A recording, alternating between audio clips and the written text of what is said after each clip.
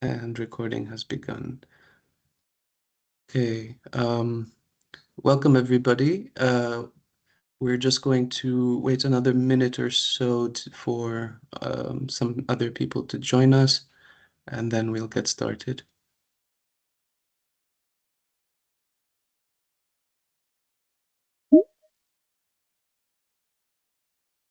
Je pense que c'est lui qui le fait.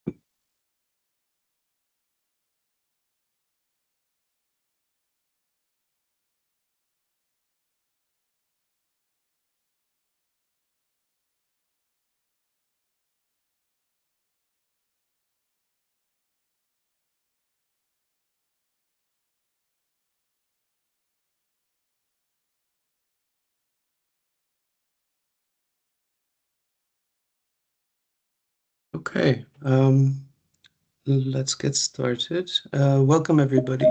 We still have some more. Okay.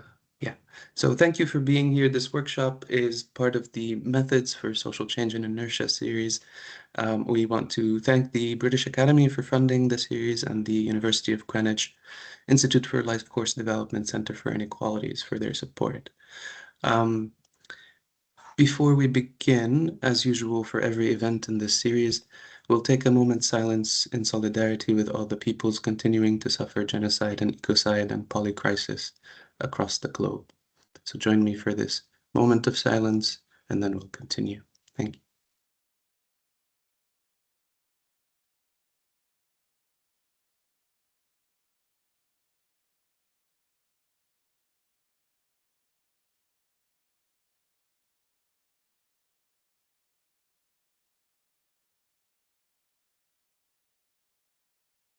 Thank you.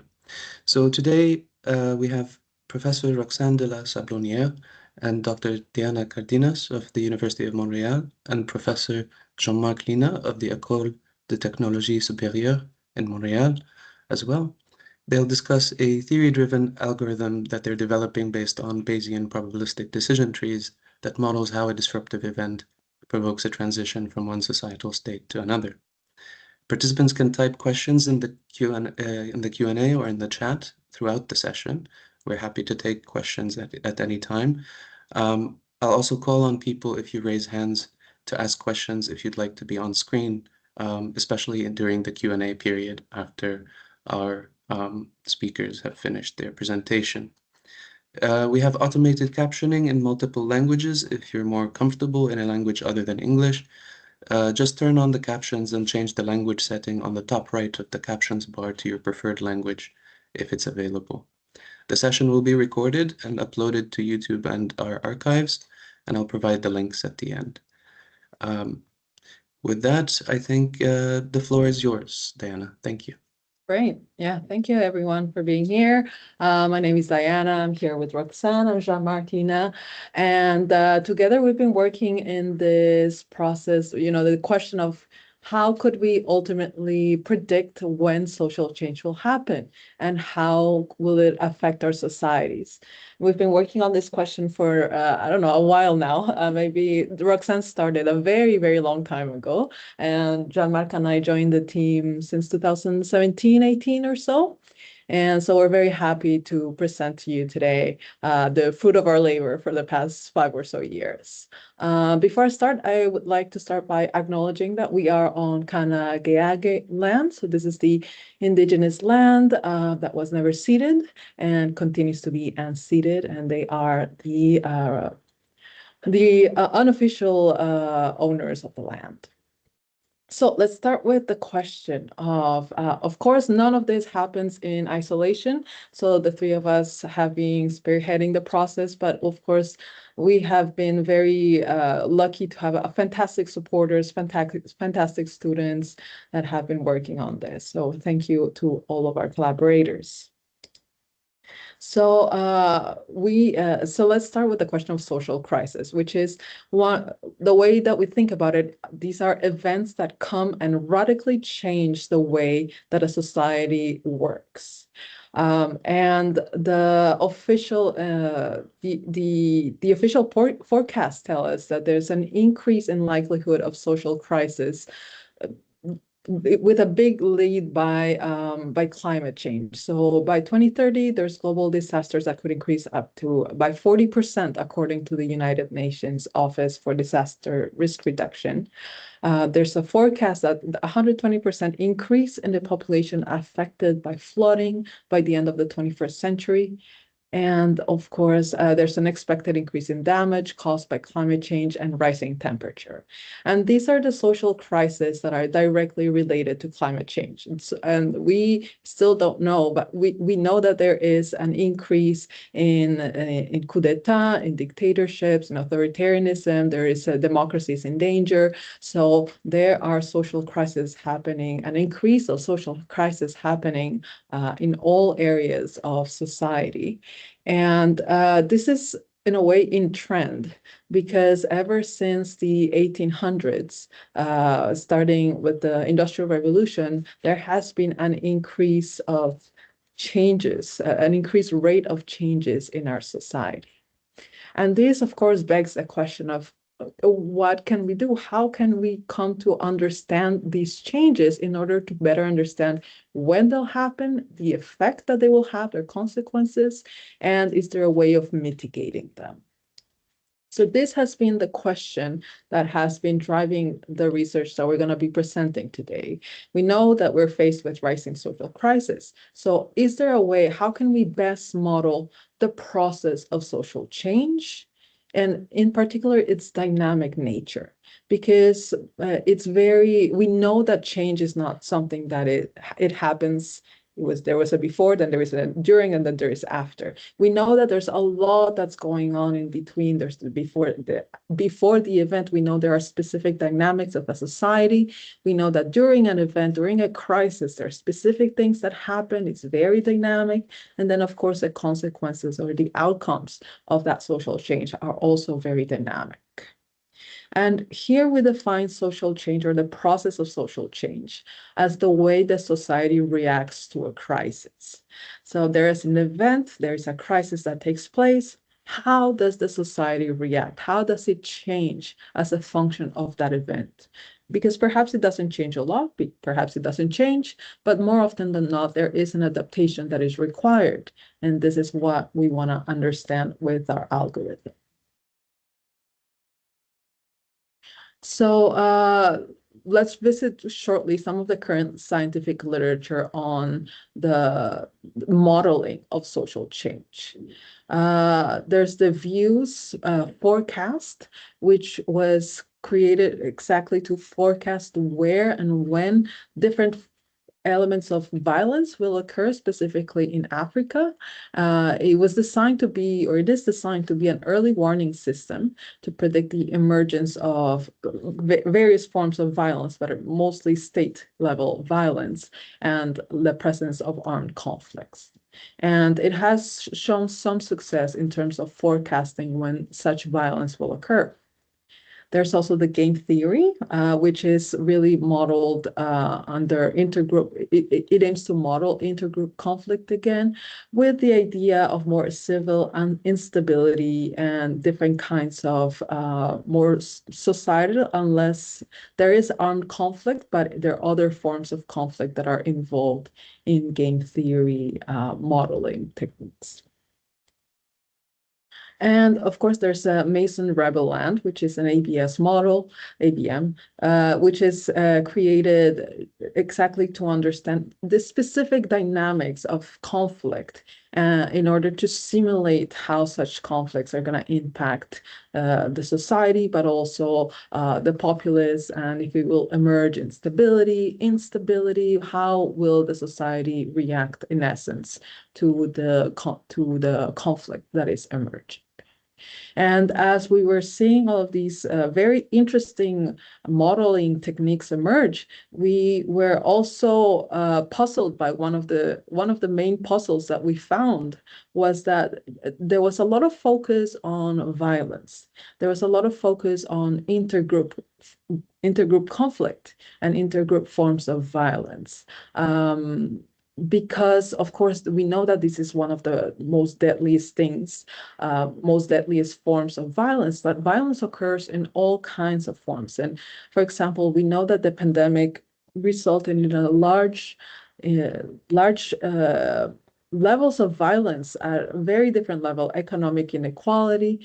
And so the question we were wondering if one of the things that we wanted to go is away from this question of just intergroup conflict and more into other forms of social change.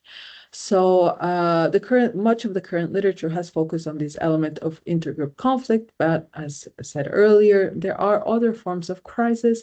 They lead to different types of violence that are violence nonetheless. There's also neglected the role of identity per se, the role of threat to identity hadn't been causally included in all of these models.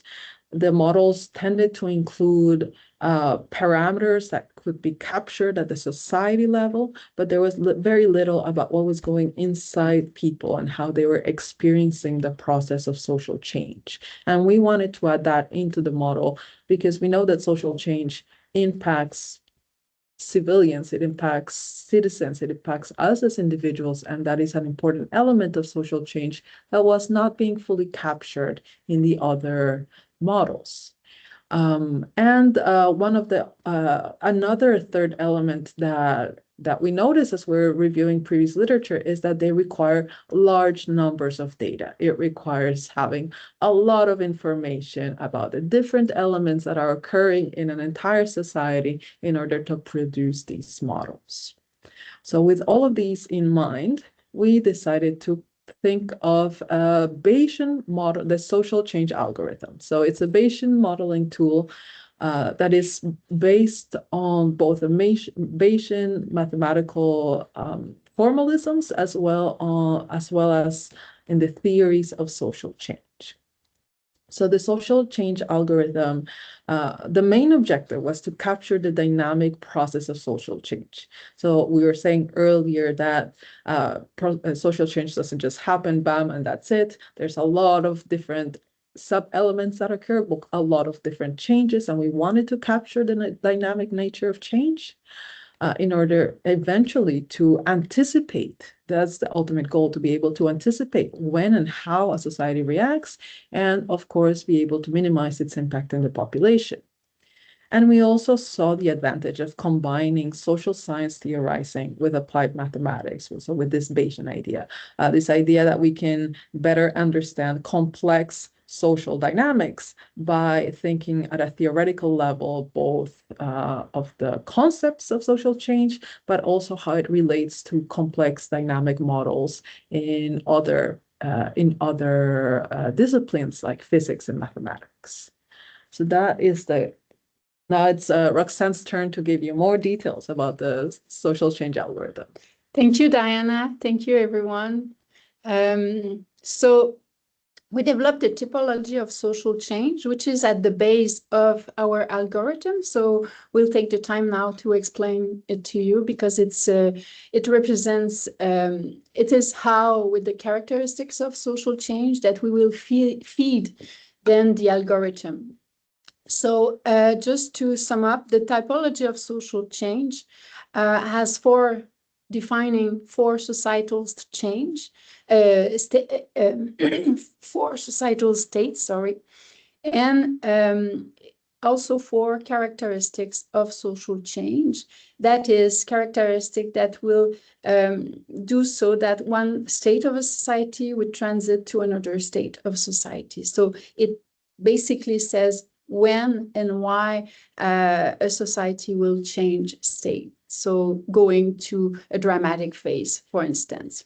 We have developed this typology of social change from more than 5,000 papers in abstract that we have analyzed, looking at original ideas and theories on change. What does it mean?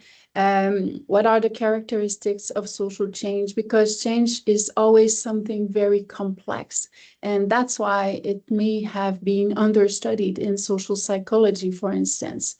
To do so, we have looked at more than 5,000 abstract from sociology and psychology discipline up to 2016, and also read further 300 papers to develop this.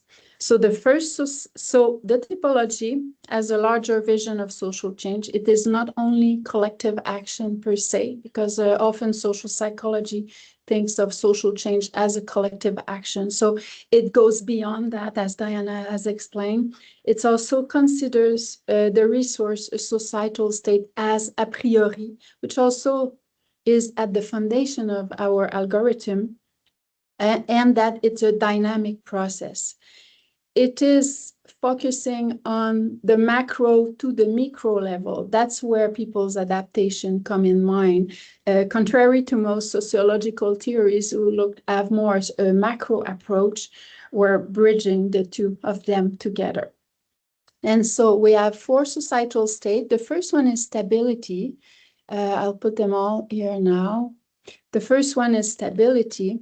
Here we have a lot of resources. When something happens, when an event happens, it won't change the state of a society. So we can think, for instance, of an election, and the next day everyone does its thing as they have done before. So basically, there's a lot of resources, and it's if things happen, it just builds society further. We can also have an example of, let's say, there's an event such a bus crash or a plane crash, but then things go further as so little people were affected by that event, because those people have the resources in society or with their people are close to them. If they need something, they can go and have some help. Incremental social change, it's when there's an equilibrium in the society, and when an event happens, it may disrupt a little bit, but then resources are invested, so it becomes again an equilibrium. Sorry for my French. I don't know if you can translate this. So examples are introduction of technology. For instance, the cell phone, it started slowly, everyone started to have one, and it became sort of normal to have it, but there was no major disruptions of society. But sometimes technological change can also disrupt society. So if we think of ChatGPT now, like it seems to be stable, but there are areas of life that may turn to dramatic social change when such changes occur.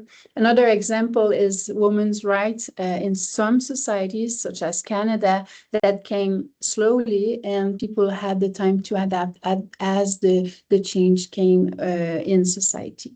Dramatic social change is when an event takes place rapidly and there are ruptures in society. It's hard to invest resource, and the equilibrium is harder to get than in incremental social change. Here we can think of, and that's the example I like a lot because I've lived in these countries, but the fall of the Berlin Wall, which I mean the Soviet Union breakdown. From one day to the other, people had no more resources, no more economy, and the infrastructure went down. So it was really, really hard for many years to get back to sort of a normal state of a society. And collective inertia is a societal state that is even more in disruption, because it's either that when an event occurs, it stays like that. So, and it's basically defined when, like, there's no collective goals, no shared values. So if there is, it's really unclear. So it's hard to collectively decide where we want to go. So I often give the example of Belarus. I've been there in 1997, and it's still the same president today.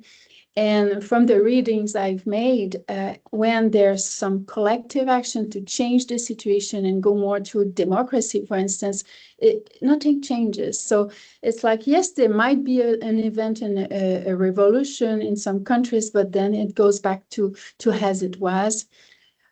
There's also the case with collective inertia when there will be a dramatic social change. And here I think, for instance, like colonization of Aboriginal people here in Canada, and then it disrupted so much society. Or we can think maybe of an important war. It disrupts so much society that it's really hard to get back to incremental social change. And thus it stays in a state where there's disruptions, the infrastructures and the governments are not functioning well, and there's no clear collective goals. There might be a question in the chat. What is their questions, or I think he's managing No, it? keep going. Okay. You will tell us, huh, if there's questions? Of course. Perfect. So I've spoken a bit about the idea that there are less resources, there's more resources in stability and less resources in collective inertia. So that's the global ideas. It goes from a continuum from more resources to less resources. And resources are very important because, as you know, they are the base for meeting people's need. And that's exactly what Diana was saying with violence. When there's violence, is that society or governments or organization cannot meet people's fundamental needs, and that's where there are violence. So when resources are not there, it's harder for collectivity to invest energy, time, and resources for people to be happy and meet their fundamental needs. So now we move on to the 4 characteristics of social change. The idea we had originally is that the 4 characteristics needs to be present when we move from a state to another. But here I mean where we go to dramatic social change. So when an event is important enough so that we go to a dramatic social change and rupture in society. So with rapidity, with the pace of change is the first characteristic. So for dramatic social change to happen, you need that it's rapid, but rapidity is not enough. So an example I give often is with the COVID-19. We all about March 13, 2020, everything stopped. So it was very rapid, basically overnight, from one day to another, things are changing. But it's not because something is rapid or an event is rapid that it's necessarily a dramatic social change. So if you take the example of a plane that crashes, it's really rapid, cannot be more rapid than that. If you have 100 people in your plane, but they are from all different countries, and it's sort of dispersed, and the resource can be invested to help the family of the people that die, but then you won't have a dramatic social change. However, if you have a plane that crashes in an Inuit community and 100 people aboard were from that same Inuit community in Canada, then you will have a dramatic social change, because basically everyone will be affected in that community. So it needs to be rapid, but you also need to have the 3 other characteristics. The second one is the rupture in the social structure. That means that the government, the schools, the hospitals, the organizations are profoundly changed, and that you can basically say there was a past and there's a now and there will be a future, like there's a rupture in the continuity of those organizations.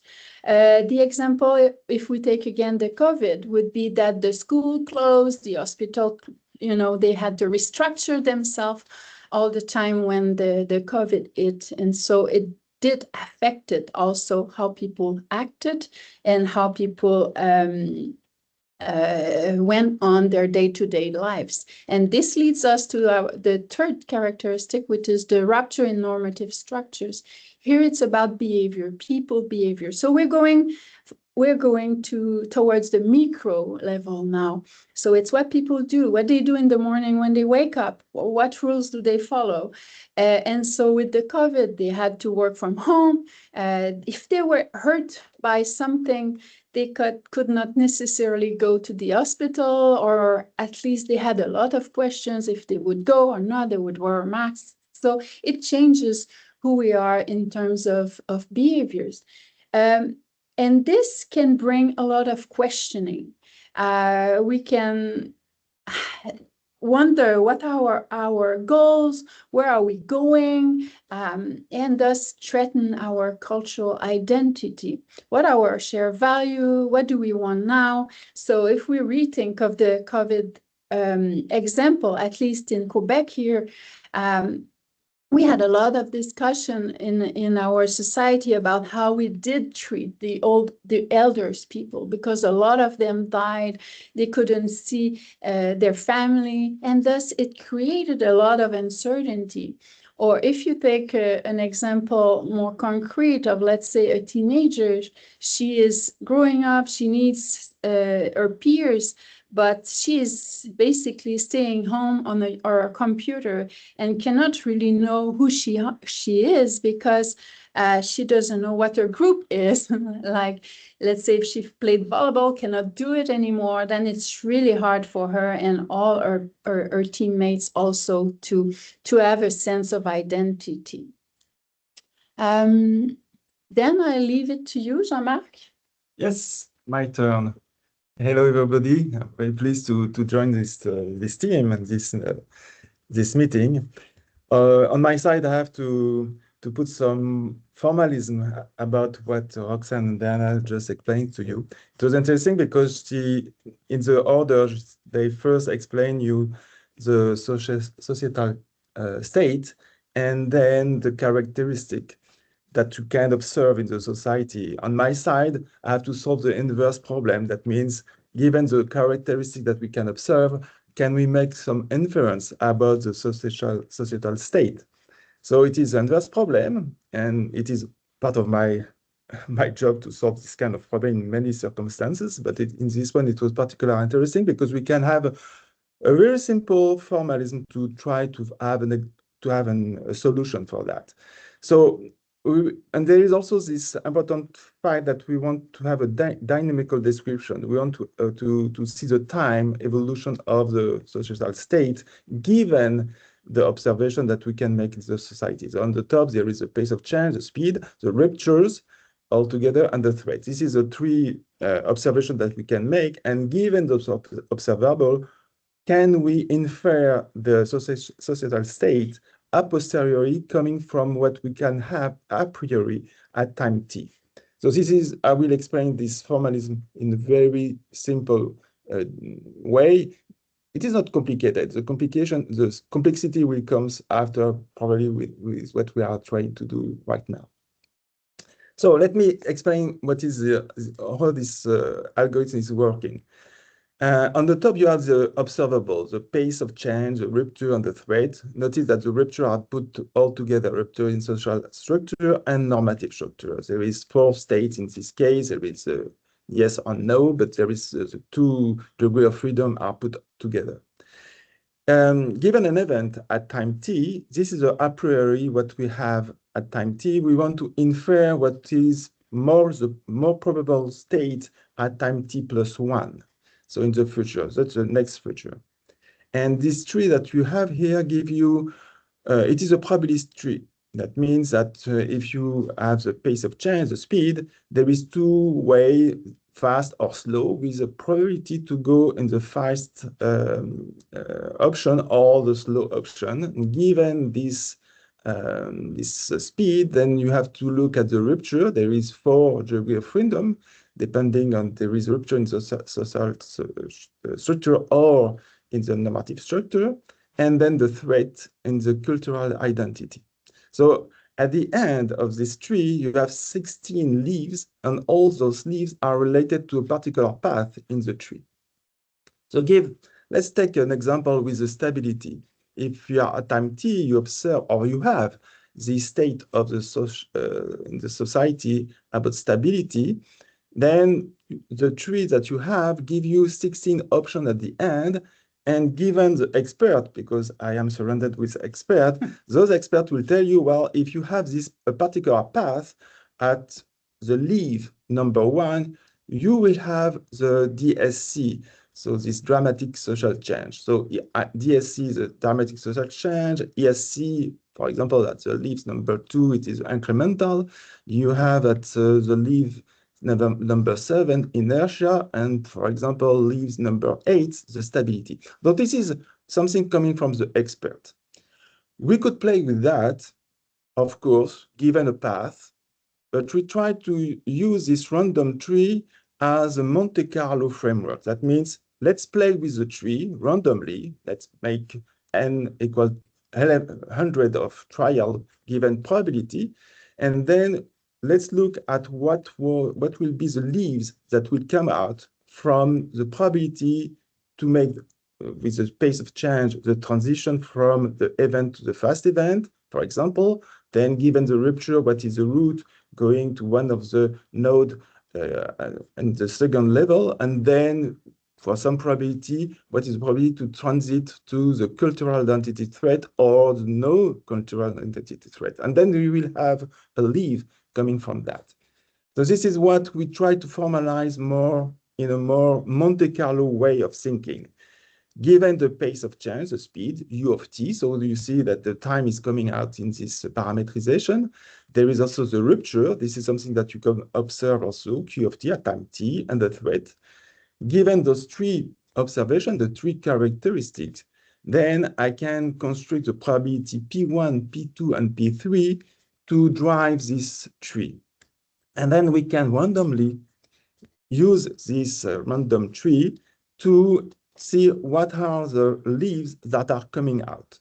And of course, we have to be a bit careful about to interpret what are the results of the trees at the level of the leaves. Here's capital E prime, and this is where my experts are coming out, because I have some prior about the results of this of the tree, and the matrix that you have on the right hand side is a matrix where each lines correspond to one particular leaves in this tree, given the state at the beginning at the event at time t. So starting with the stability, for example, I have this kind of matrix that tell me if you arrive in the leaves number 3, you have 3 probabilities. The probability to have stability, inertia, dramatic change, and the 4th one. So you have 4 possibilities, and each columns give you the probability to have this kind of state in the resulting at time t plus 1. So at the end, we play, again, it is a Monte Carlo type of formalism. You randomize a lot of times this tree at time t. You vote at the end, given the prior with this matrix, and the final result for the state at time t plus 1 is the maximum of the votes. That means you look at the probability to have a particular leaves, and you multiply with the W, this prior that you have from the experts. So you need 4 matrices. This is where Dina and Roxane try to have a consensus about what is a prior about, and you see this prior is absolutely nothing to do with the data themselves, with the characteristics. It is a prior about what is the transition that we can see from one state to another state, and this is from stability, from the incremental social change, from the dramatic social change, and from the collective inertia, what is the probability to end up given the path that you have in the tree. So this is something that we can give as a prior. We can come back at the end of this talk that maybe we can have more data-driven learning about those metrics, but for the time being, we have this prior in our hand. Then we observe the peace, the ruptures, and the threat. This is the three curves that you have on the left side, on the bottom of the slide. So at time, you have the time series given of the observation that you have in society. And then you have the Monte Carlo type of random tree to make the time series about the societal state. Somebody want to ask something? Maybe not. No. Okay, thanks. So this is this algorithm amounts to make this time series about the societal state, given at each state this Monte Carlo analysis to infer the next societal state at time t+1, and then continue and so on. So to give you a simulation, this is a very simple simulation based on purely theoretical baseline model. If you start with incremental state and then you play with three, here you have four scenarios. The scenario that you have at the top, there is absolutely nothing that changes in peace, in rupture, and threat. You don't observe any modification in these three parameters. Then you can see that the incremental, that is the initial state, remains the same along the time. There is some spurious transition with a with a DSC, but it is very rare, and then it is absolutely not. It is some transient transition that you have in the time series. Now, if you, as Roxane introduced, if you change the resources in a very naive way here with the three characteristic of pace, ruptures, and threat, and this is the line that you have in pink, green, and blue lines that you have just in the graph here. If you increase the resource, then at the particular time where you observe those modifications in the parameter or in the characteristic, you have some transition in the stability that remains for a while. When you see, we can play with overlap between all those three characteristics. If you reduce the resource, and even if you go in the other way, when there is a small lack of resources in the middle of the simulation here, you have this transition with the DSC, and you have a piece of inertia during the time where you have this overlap of the three characteristics. And if you increase the dramatic situation by reducing the resource, then you have this inertia state that comes in the game at where you have exactly the intersection of the three curves of the characteristics. So this is a purely simulation to validate somehow this Monte Carlo strategy with a random tree. And then I think we are more serious studies to present. Thank you, Jean-Marc. So we did a set of studies to test the algorithm. The first three studies, 1, 2, and 3, we use national indicators as characteristics of social change that we fed into the algorithm, such as the mortality rate in the case of COVID-19. And the study 4 and 5, we use some representative longitudinal data that we had, and that touches more than 3,500 participants over 12 measurement time, the first 2 years of the pandemic. So the first 4 studies appear to support the social change algorithm, but they were more descriptive in nature. And we are aiming to have more projective-based algorithm as well over time. And the 5th study, we have pre-registered it, and we're now conducting the analysis. So I'm going to present study 1 and 2, and then Diana will go with the other 3 studies. So the first one was modeling social change during the COVID-19 pandemic. We analyzed basically 3 periods. Pre-pandemic, a priori, about February 2020, lockdown, so March 6 to 20, and community transition period from 21st of March to April 5th. We have used national indicator in case of pace of change. It was the rate of doubling cases in days, rupture of social structure, the mortality rate, and social isolation for rupture of normative structure and threat to cultural identity was trust in governments. So what we can observe in study one is that, first of all, Canada began in a state of stability. And then it did transit to a state of incremental social change when there was the lockdown. And then we had, during the community transmission phase, it went to dramatic social change. We can note also that there are some transition to inertia, and that at the end, when you see the D, just at the end, at the right end of the graph, you can see that it was sort of transitioning again to a dramatic social change. So that's what we saw for Canada. We also did the same study in the US. We basically used the same indicators for the same periods of time. The threat to cultural identity was also trust, but it was measured by different way than the three other indicators. So what we observed in study 3 is a similar pattern, but different from Canada.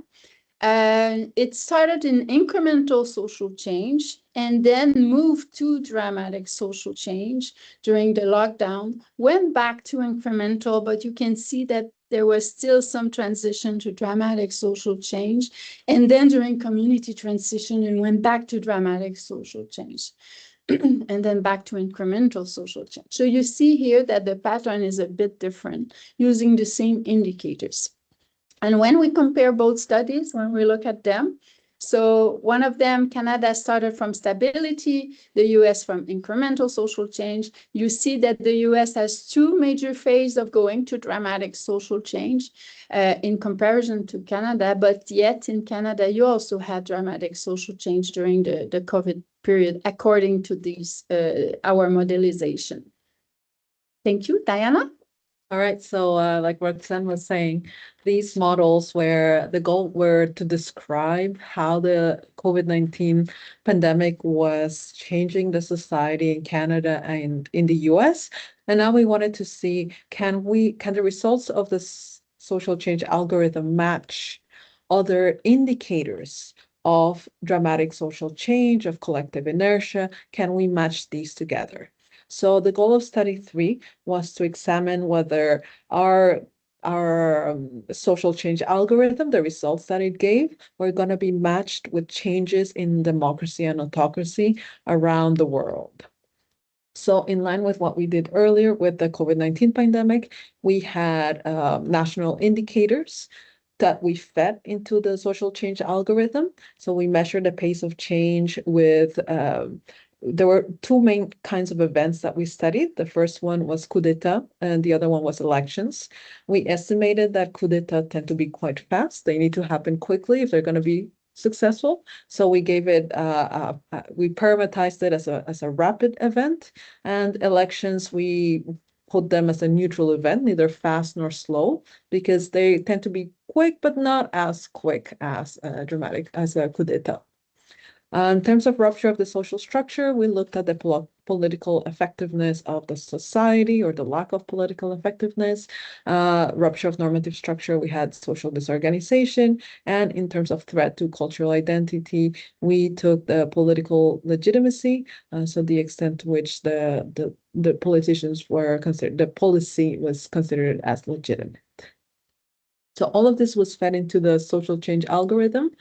And then we also took a total of 175 events worldwide. Approximately 68 were, well, exactly 68 were coup d'etat, and the remaining were elections. And we essentially, every time there was a coup d'etat or an election, we matched the extent to which we use the coup d'etat events data set to see in the following 5 years, did the country moved towards autocracy or towards democracy. And here we don't really care whether the move is autocracy or democracy. We just care about whether it changed at all. And we wanted to see whether the social change algorithm matched changes in autocracy and democracy in the 5 following years. And that is what we find. So the more a country spent time, so the more red dots it had in the dramatic social change, the higher the likelihood that it had changed in democracy, autocracy in the next 5 years. And we see the same correlation with collective inertia. And in incremental social change, we see the opposite pattern. So the more little red dots there were in incremental social change, the less likely that there had been change in terms of autocracy and democracy.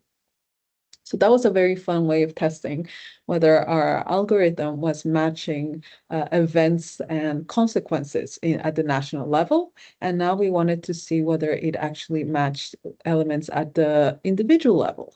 So in this 4th study, we wanted to test whether the social change algorithm was matching changes in subjective well-being. So actually, there were 2 main goals to this study. The first one is to test whether we could move away from national indicators to feed the algorithm, and could we actually give it perceptions of social change, the perceptions of the characteristics of social change, and would these replicate the results that we see earlier before? So that was the first goal. So to do this, we had a longitudinal data with 9 measurement waves from Canada during the COVID-19 pandemic. And we actually asked every person that answered the survey, to what extent did they feel that the events of COVID were fast? So did they perceive that the spread of the pandemic was quick? Did they perceive a risk of rupture of their hospitals, the schools, the police, the emergency structures, so on and so forth, the extent to which they felt they had engaged in social distance, and the threat to their cultural identity. And what we see that's really fun here is, let me see if I can move this mouse. Oh, yeah, we can very slowly. So you have the black line. Here are the perceptions of social change. So we put all these perceptions into the social change algorithm, and you see the y-axis. The x-axis is the social states, and you see that in March 2020, Canada was in this element of dramatic social change, because this was right after the lockdown. And then slowly, according to the algorithm, we went back into incremental social change. And then as time went on, and as there was more community transmission, we went back into dramatic social change. And then in the red line, you'll see that this is the government data for the evolution of COVID-19 pandemic in Canada. And what's really fun is that you see that they're interposed, that they're following each other, they're dancing together. So as people, as there was more COVID-19 exposure and cases in Canada, there was also a drop toward dramatic social change. So it was really nice to see that the perceptions of participants are actually matching what the COVID-19 pandemic was doing in Canada. And then in terms of the correlates, are the perceptions of social change, or is the social change algorithm correlated? The results, are they correlated with negative affect? So how much during the past week participants experienced a series of negative emotions, and also how poorly they slept during that week or that series of weeks. And again, here we see there's a positive correlation between the higher the scores were trending towards dramatic social change and collective inertia, the higher the negative emotions that participants reported, and the lower the quality of sleep that participants reported. So they were matching the results of the dramatic social change. The social change algorithm were matching the experience of participants overall. And now I just want to touch briefly on this fifth study that, as Roxane pointed out, we're still conducting the analysis, but the goal here is to test whether the social change algorithm will capture differences across time. So we saw a little bit already that there is some Canadian variations in the Canadian data, and now we want to test this both temporal variations, but also geographical variations. So can the social change algorithm detect the way the COVID-19 pandemic evolved in the different provinces in Canada? Because Quebec, Ontario, they're very, very affected by COVID, but there are other provinces that barely experience anything. So we want to be able to test both the temporal variation and the geographical variations, sensitivity of the social change algorithm. So that's pretty much where we're at with our empirical bits. So let me go with some strengths and limitations before we close up with a big picture of where we're going next, because we're very excited about where we're going next as well. So the first strength is, of course, that we integrated this element of the micro that Roxane was talking about. It was the element of how people experience social change in the form of identity threat. And it also that is anchored on theories of social change. And because its goal, its basis is theory, it gives us a very parsimonious and simple algorithm to use. Unlike some of the other algorithms that we saw out there, this one required 4 key parameters, and that's all it required. And the rest was, of course, based on our theorization of dramatic social change and all the other forms of social change. The other strength of the social change algorithm is that it captures these temporal aspects, this dynamic nature of social change, and how it doesn't happen on one hit and that's it, but how it actually is slowly but surely moving from one societal state to another. And of course, there's limitations, and we're very excited to address these, in the next 10 years or so. The polycrisis, which is one of the things that Fuad was discussing at first, right? That there's the presence of multiple crises, multiple ongoing crises, and that seems never ending. And then how can we integrate these polycrises in the social change algorithm? This question of collective memory, how is it that having experienced already similar events, how will it either give us more resilience at the collective level, make us stronger against similar negative events, or maybe it can weaken us and tell us that we're actually, it was so bad, I don't want to go back there again. So integrating collective memory and the balance of this memory into the social change algorithm. And of course, how multiple groups influence each other, because we know that no society is in isolation nowadays. So the way one society experiences social change is likely to impact the way another society experiences social change. In terms of our next lines of research, we are excited to be almost done with phase 1. We developed the social change algorithm. There was a lot of discussion between the 3 of us, a lot of back and forths, but it was fun, and it was fun. But now we're partially completed with the second goal, the second objective of phase 1, which was to test it with a variety of data, with a variety of context, this ability, the social change algorithm's ability to model social change. So now I'll leave Jean-Marc for phase 2. Yes, so very fast, some thing that we can change in the algorithm. What we observed, it is a fact first, we observed that it's possible to make some inference about the social state coming from the characteristic.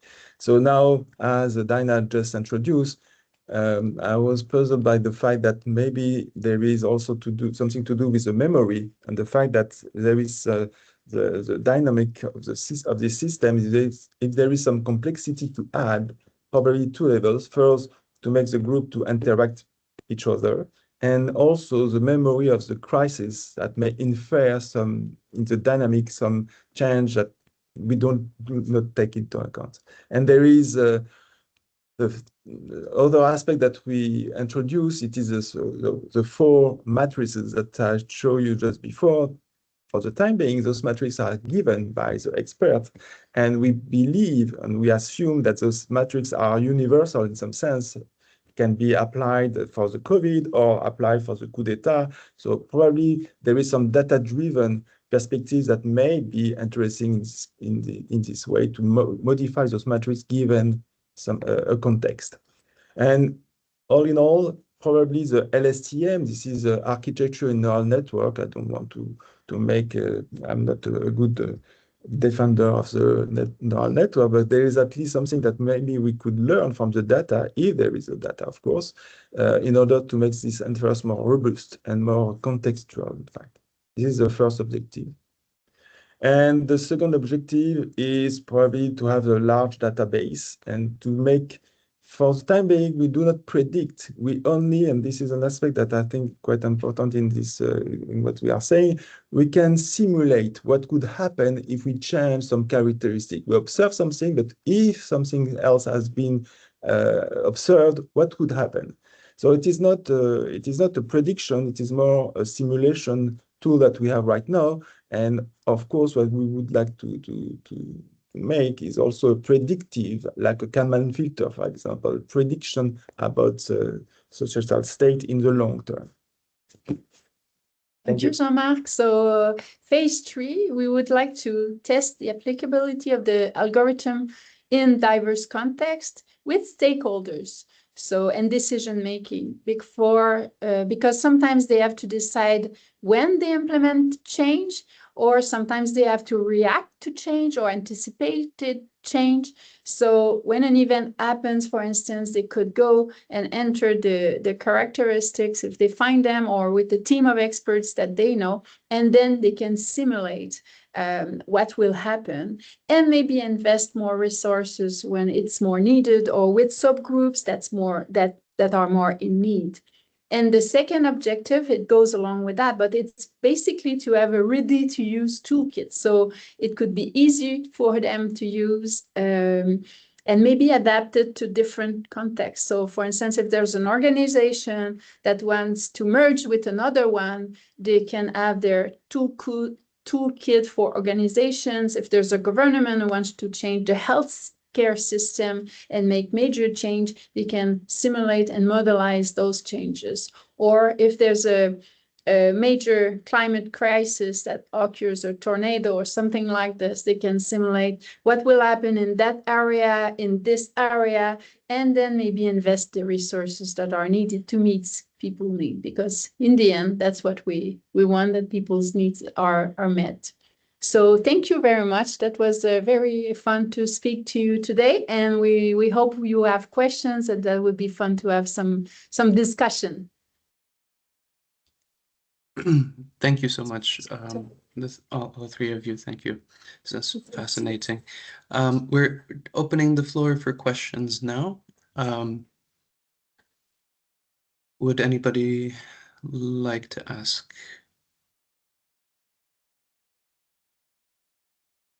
Maybe Jean-Marc frightened them with his mathematics, no? I have lots of questions, Okay. but I'm just waiting to. We're ready for questions. Yes, okay, Eric. Hold on one moment. I'll just put you up on screen.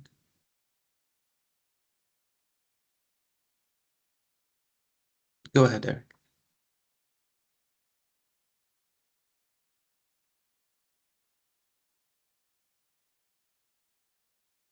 You're muted.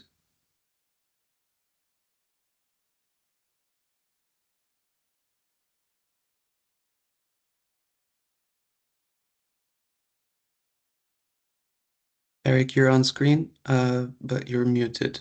If you can unmute yourself. Oh, okay. Might be easier than to just to type in your question on the chat.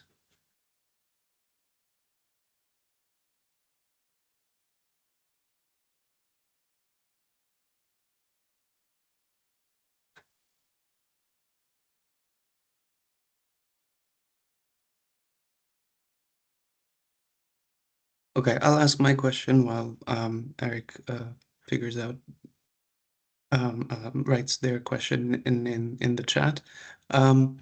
So to begin with, I was wondering, you had mentioned needs and fundamental need fulfillment as part of the considerations you had conceptually around how to classify different events or different states. Can you say a little bit more theoretically about how that fits in with the concepts of normative or cultural or identity disruptions or structural disruptions that are sort of the basic components of your model? Yeah, sure. So where they came in was in our thinking of, can you move us to the different events? Sorry, to the different states. Yeah. So where we put in the most thought about collective resources was really here in this, in how to think about the typology of social change. Because what we had found is that these typologies were often described as this happens and then this happens, or then maybe this happens. There was no necessarily an order to when a state would emerge and under what conditions. So as we were trying to think about the social change algorithm, which gives a continuous variable, we're thinking, is there an order that would explain how much people would, the societies would move towards one state or another? And the thing that the concept that came underlying this idea of an ordering was resources, the collective resources that societies would have. So we figured that we could put the societal states in a certain order of most resources to the least resources. The society with the most resource being the one with stability, and the one with the least resource being the one in collective inertia. And then this was integrated in the social change algorithm, in the decision matrices that we made, in assessing what was the most likely event, what was the most likely state to emerge, given that the society was already, let's say, in incremental social change, so some resources but not full of resources, and then a rapid event occurs that ruptures norms and structure and threatens identity, and that's how we arrive to the logic and how we integrate it directly into the social change algorithm. And if I can add a concrete example, for me, it's like if you take a same event, like a tornado with the same speed and same disruption level, but that it's, and I think the example we often give was Puerto Rico versus Florida. So it's the same tornado or the same Ouragan, so sorry for that. But then at the base, a priori, you don't have the same resources in both, and then it takes longer to reconstruct one versus the other. So it's the same event, really, but the a priori is not the same, and then you might need more resources to reconstruct and thus fill the needs of people. Thank you so much.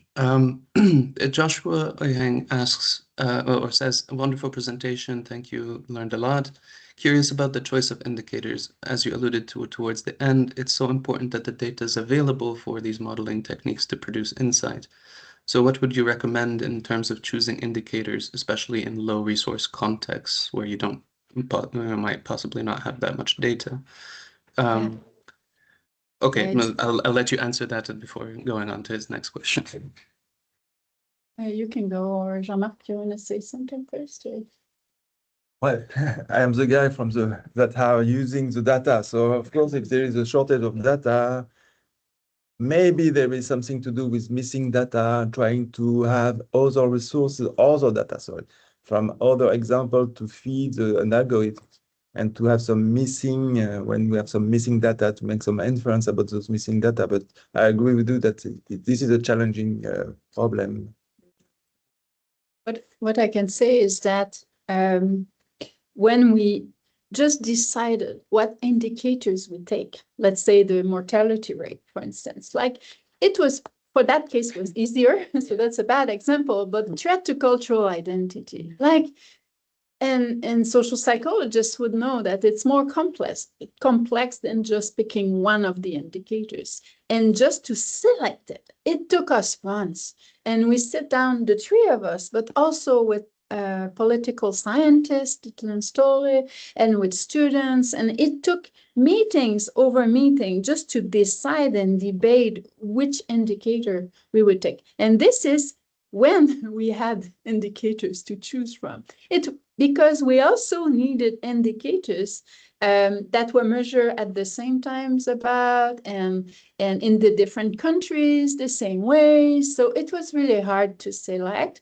But you can also adopt maybe a theoretical approach based on experts. So let's say you work with governments, you can have them sit down and imagine like what the indicators would be for the country. Anyway, you can develop maybe a procedures for this, so you can modelize events. So I always thought that it's not because social change is something that is complex that we should stop studying it and look at it and think about it, because it takes time, and I think that's what we need to take. Diana? And to your point about transparency, I think that is the key element here. It's about first knowing that the best data is the available data, that we never found the perfect data. So we just worked with what we had. And second, being transparent about the strengths and the limits of the data. And of course, it's not the ideal one, but yes, figuring out where it came from, what are the strengths of the specific parameter that was decided, that was chosen, but also the limitations that come along with it. And I think that's why we got excited when we realized that perceptions of people's characteristics of change would match, or the algorithm, because that's what it is really, would match actual data of, let's say, mortality rate or mortality with the COVID. So there's a match between people's perceptions. So maybe data in social sciences can also instruct us, because it might be sometimes easier to collect, or if you have more control over it. Mm-hmm. That leads right into the other question, which was, have you tried other indicators that did not work as well? Did you go through a trial and error process that might be valuable to learn from when we're thinking about adapting the algorithm to new societies or new settings? Yeah. Yeah, that question from an evaluator. Yeah. I think that's you, eh? It's a really good question. But actually, when we chose the indicators, it did work. So we didn't choose an indicator. So we didn't have that. But I think that's one objective we should have put in our phase two. So Jean-Marc, why you didn't think of telling about this? That's his fault. But yeah, go defend yourself now. No. The data is not my responsibility. I'm the guy of the equations. But there is something that we can also expect from the hierarchical modeling. It means that if I don't have one level of data, maybe I can modelize the fact that I can generate some data given other indicator. So I'm thinking live, okay? I know that you don't record, so I'm safe. No, they record. They record? Yeah. Anyway, so yeah, maybe there is also this idea that if we don't have some indicator, maybe we can generate those observables. This is, again, in the spirit of all those algorithms that make some data available, even if there is not availability at the beginning. We can modelize this hierarchical generator of that data. But this is something that we have to think about. This is a very good question, in fact. Yeah. Wonderful, thank you. Josh, if you have any follow-ups, please feel free to follow up in the chat. So we have a question from sorry, Eric Schumann. In study 3, the study regarding the democratic autocratic transition is one of the only data sets where you had some sort of ground truth measure of whether social change occurred, whether shifts toward democracy or autocracy. You showed that aspects of the model were correlated with these shifts, but he wondered if you have any results capturing how much incremental predictive power modeling the data this way provided over just the data itself, so the 4 indicators. In other words, does modeling the data this way more strongly or more parsimoniously predict changes in autocracy and democracy than just simply using the 4 indicators in a regression, for example? Yeah, it's a good question. good Yeah, question. yeah. We'll go home and test that. Yeah. Sorry for not having thought about it. Yeah, no, that's a great that's question. good. Yeah. I mean, this is what these kinds of sessions are for, right? Just developing all of these really great ideas. Yeah.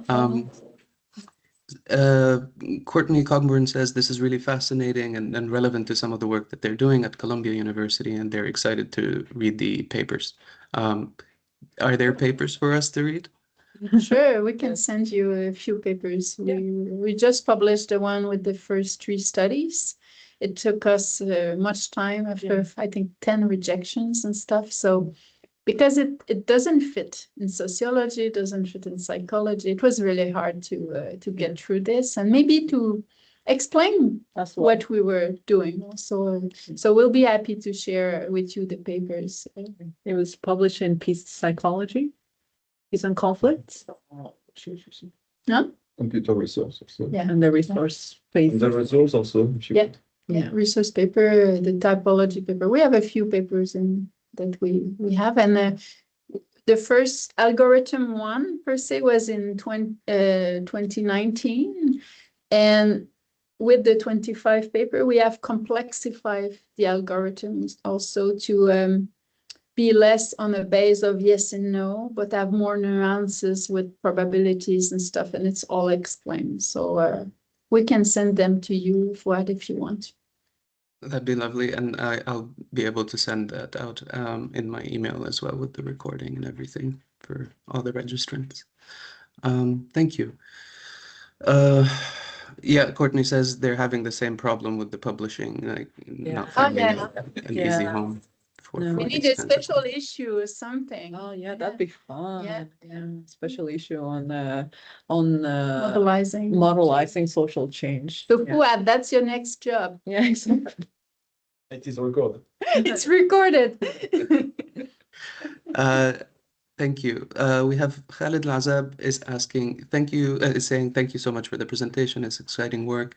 Regarding the typology and the algorithm, wondering about cases where societies may be in states or in a series of states of dramatic change without increments or in a constant state of collective inertia. Yeah. In those cases, do we observe similar impacts of societal or structural change or impact events on the individual level? Or do you have any theorizing about how societies respond in those kinds of conditions? Well, we haven't tested it in with the algorithm really, but we have thought a bit of collective inertia as well. I think we did a small paper in Current Opinion about it just to go further, but I think we need to think more about it and maybe take some cases where we observe collective inertia and see how it reacts and acts with the algorithm, with other societal states as well. I think we need to do more work on that, but that's a really good question because, I mean, as Fatali Moghadam wrote in his books, most often society will go into a change or crisis or coup d'etat, but then it goes back and even worse. So can we predict when it's not going back or worse? Anyway, so I think there's a lot more work to do, and it could be a very important questions because in the end, that's where people are more hurt when it cannot transit back to an incremental social change. So because dramatic social change hits and then it goes worse. And when does it come back? I think that's a very important question. We seem to go that way towards dramatic social change, but the other way, I think we need to think more. Wow, thank you. Sorry, I'm thinking aloud too. Yeah, but very good question. Yeah. Thank you so much. I have another question as well. In study 3, you noted in your results that inertia as well as dramatic social change sort of tracked the perceptions that you were measuring. From sort of an intuitive point of view, you would expect things to be quite different in situations of inertia versus dramatic change. And sort of you would expect incremental change to kind of be in the middle between them. In other words, how do you explain why inertia was more associated with perceptions of change than incremental change? That from a theoretical point of view, that doesn't seem to work that well, if I understand it correctly. So so just to make sure that we're talking about the same study, this is the third study on coup d'etat and elections. Yeah. Correct? Okay, great. Yeah, so the way we explain this, so in this study, yeah, it's funky, yeah, because there was stability, incremental social change, dramatic social change. We took them as categorical, right? Which is a little bit different from what we did with the perceptions, which we just took it as a continuous variable. This was another discussion of how to treat these variables, but in this one we treated them as categorical. And because, well, I wonder if part of what we're seeing is a shared variance that is not being controlled for, because of course they're all part of that social change continuum. And I wonder if there's just an event. What we're seeing is that as we go further from resources, the more change we're seeing, exactly what this slide is telling us. And I wonder what would happen if we would control for that shared variance to really isolate what's going on with collective inertia versus the other events. Yeah, we could definitely test that. That's the first explanation that comes to mind. Yeah.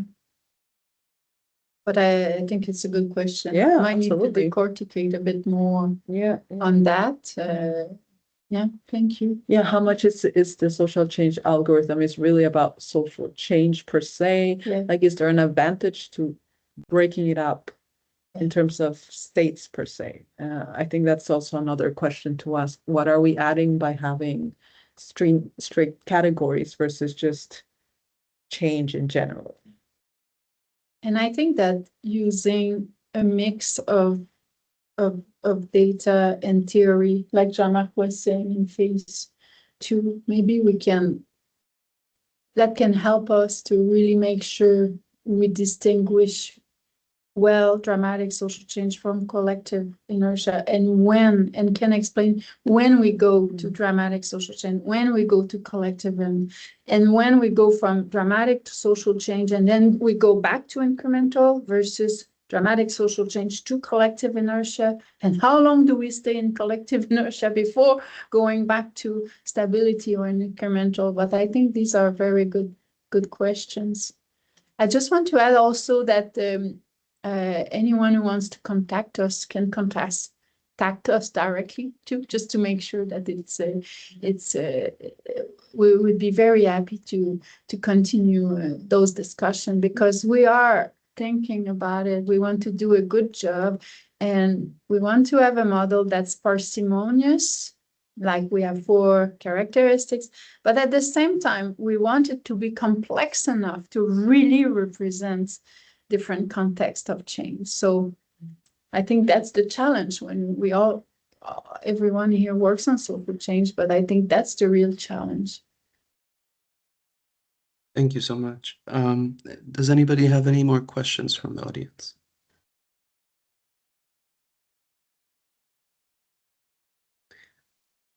I guess my last question is, given that one of the goals is to get to a point where, well, kind of 2 questions in one.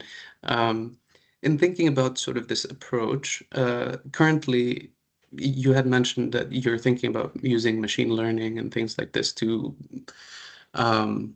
develop sort of how the event, it's sort of the a priori states are coded. Currently, you're using expert coding. What kinds of sort of mechanisms are you using to kind of reduce the likelihood of bias in, say, structural indices that you're using in your coding or in the expert coding more broadly? Well, like this quickly, when we use the expert thing, we make sure it's interdisciplinary. And I can assure you that it's really hard to be biased, although we all are. I am not saying we are not, but we have had so many discussions and we come from different perspectives also. And there's just the three of us today, but there are people from mathematics.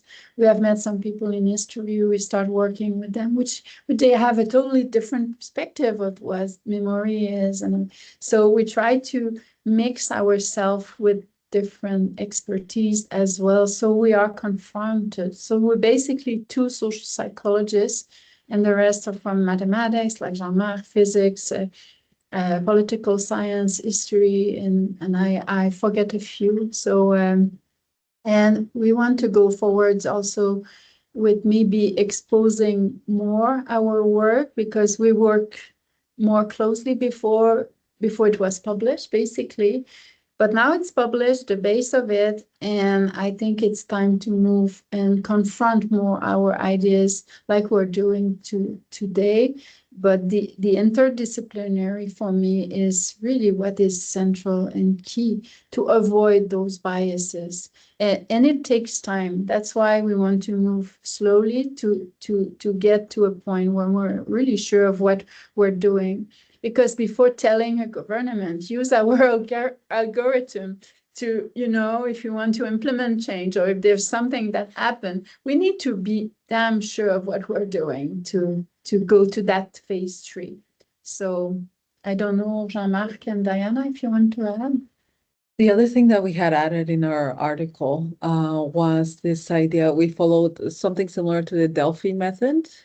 So it's this idea that different experts from different areas come in, and then they have a discussion, and then they leave, and then they have the same discussion, and then it's slowly but surely they arrive to some sort of consensus. So I guess the point, like Roxane was saying, is like no decision was made quickly, because there was a lot of discussions to be made, a lot of convincing to be made. That's not to say that it's absent of bias, not at all, but mostly that we had to confront many of these biases. And it was a sort of peer review process from within. And of course, we encourage, and we're more than happy to have this peer review process even more publicly. Like, are we using the right indicators? I think these are absolutely some critical questions that need to be asked. If ever this algorithm becomes, something huge, these are the questions that need to be asked. So we just to give you an idea, for the OSF Study 5 paper, I think it took us a year to determine the indicators we will use, 1 year. And about the same for the coup d'etat paper. The COVID one was a bit shorter because a lot of them were already used by mathematical modeling, such as reproduction rate and things like this. So it was a bit easier for that reason. But for identity threat, I mean, that's endless discussion. So it takes a lot of time. But I think it is interesting that the epidemiological methods are well fitting with this approach as well. Yeah, it is.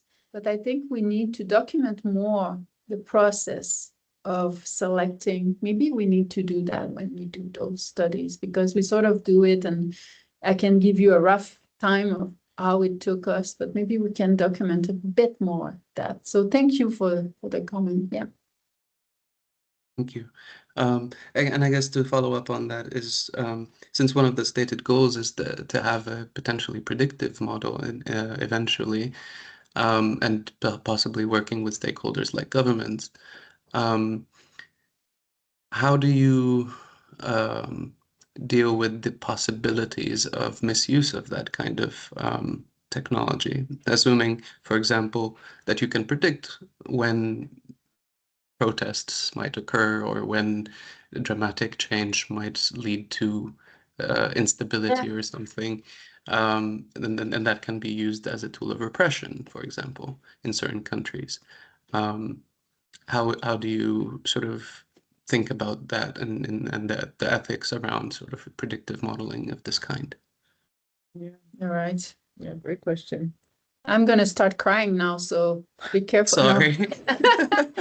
I know. I don't know. I don't have the answer, but I think we need to keep that in mind. That's for sure. And but I think it's not to go too quick first, just to make sure what we do is fine, and then create a frame. I think that a lot of groups are doing that with the ChatGPT and artificial intelligence. Maybe get inspired by those initiatives to see what they have done to make sure the ethics is respected and things like that. So, but we're not there yet. But I think it's another great questions that we have now. I don't know if you want to add something, Jean-Marc. Well, it is the same kind of. I remember that the first time that I was faced with ethic was to predict epileptic seizure. So I'm coming also from the biomedical background. So of course, there is no ethical issue at some point, but you need some data, and the data are coming from individuals. So again, so you want to predict something fair for the society or for an individual. Now you have to face this notion of ethical, what is the purpose, what is the benefit of the society, and we are far from that for sure. I would like to add something about the modelization. I think the main ingredient that is missing right now, and that because we have a lot of examples around us where the trauma and the memory is so important. Okay, we can look everywhere that most of the crises are coming also from the trauma coming from the past. And in the modeling that we have right now, there is no memory. And I think the thing we should add for sure is a memory process in this prediction.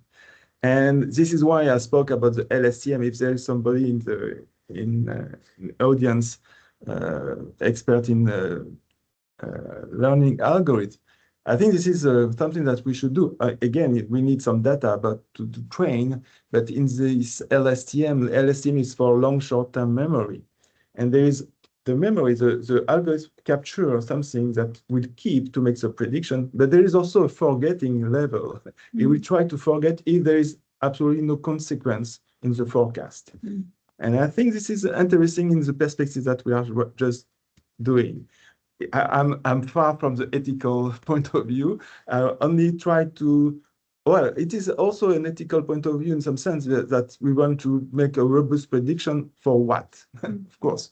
And if we want to put this memory inside, memory for what? And I think this is a big question, indeed, to predict a crisis, not stating from what is the present, but how we arrive at the present and make the future coming out. And this is exactly what I think we are trying to do with a very simple model that at least prove that it is possible to not to predict, but to infer the state coming from the observation. This is what. Thank you so much. So we're coming to the end of this session. If anybody has any more questions, please type them into the chat. While you do that, I will just put here the links for our schedule and our website, and you can also register for our listserv if you haven't yet. So all the links are here. We will have our next session sometime in November next month, to be confirmed. but our next speaker will be Dr. Diala Hawi from the Doha Institute for Graduate Studies. Will talking to us about using structural balance theory for analyses of international sort of relations and relational perceptions across different groups. So yes, thank you so much, Roxane, Jean-Marc, Diana. This was really fascinating, and I hope we will continue to have conversations around this moving forward, because there's a lot more questions and a lot more things I would like to discuss with you about this. And it's fascinating work. Thanks so much. Thank you. Thanks to everyone. Thanks to you. Thank you. Bye-bye. Bye-bye. Bye. Bye.